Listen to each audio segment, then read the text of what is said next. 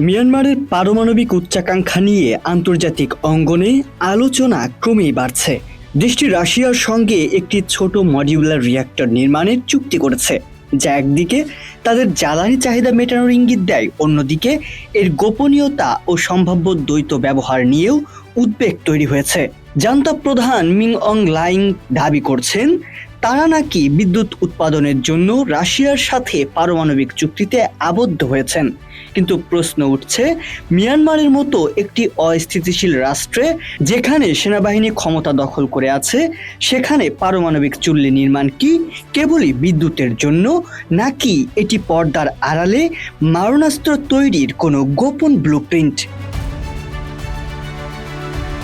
2025 সালের 4 মার্চ রাশিয়ার রোসাটম এবং মিয়ানমার সামরিক সরকার একটি চুক্তি স্বাক্ষর করে। পরিকল্পনা অনুযায়ী মিয়ানমারে নির্মিত হবে স্থলভিত্তিক ছোট মডিউলার রিঅ্যাক্টর। রাশিয়ার দাবি এটি মিয়ানমারের অর্থনৈতিক উন্নয়নের অংশ, কিন্তু এই প্রকল্পের স্বচ্ছতা নিয়ে কোনো নথিপত্রই জনসম্মুখে নেই।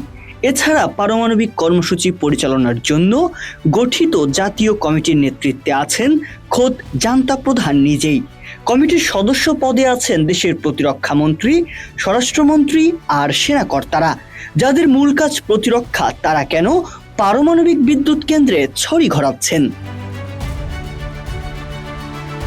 উদ্বেগের কারণ কেবল অস্বচ্ছতা নয়, বরং রাশিয়ার সাথে মিয়ানমারের এই গভীর সামরিক সম্পর্ক। রাশিয়া দীর্ঘকাল ধরে জান্তা সরকারকে যুদ্ধবিমান আর ড্রোন সরবরাহ করছে।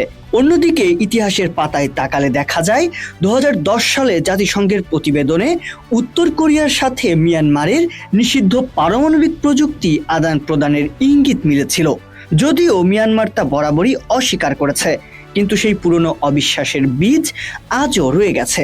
এখন রাশিয়ার মতো পরাশক্তির কাছ থেকে প্রযুক্তি নিয়ে তারা কি কেবল আলোকসজ্জা করবে, নাকি অতীতের সেই গোপন উচ্চাকাঙ্ক্ষার দিকে আগাচ্ছে, তা এখন বড় প্রশ্ন। এই প্রকল্প মিয়ানমারের ঠিক কোথায় হবে তা এখনো রহস্য।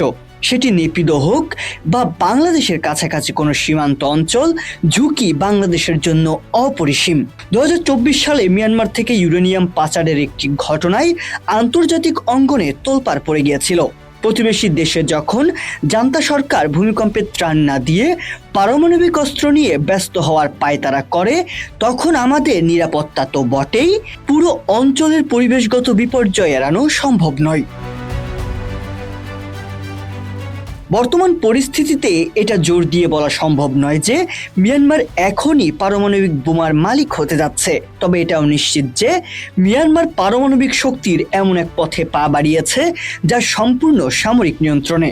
জান্তা সরকার হয়তো দাবি করছে এটি তাদের বিদ্যুৎ সংকট মেটানোর পথ, কিন্তু আসলে এটি হতে পারে তাদের শাসনের স্থায়িত্ব নিশ্চিত করার এক রাজনৈতিক কাঠি।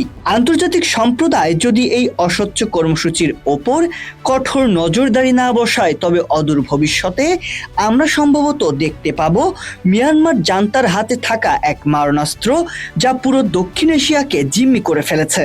পারমাণবিক বিদ্যুৎ কেন্দ্রের আড়ালে এই যে লুকোচুরি, এটি কি কেবল বিদ্যুৎ, নাকি আগামীর এক ভয়াবহ যুদ্ধের ইঙ্গিত?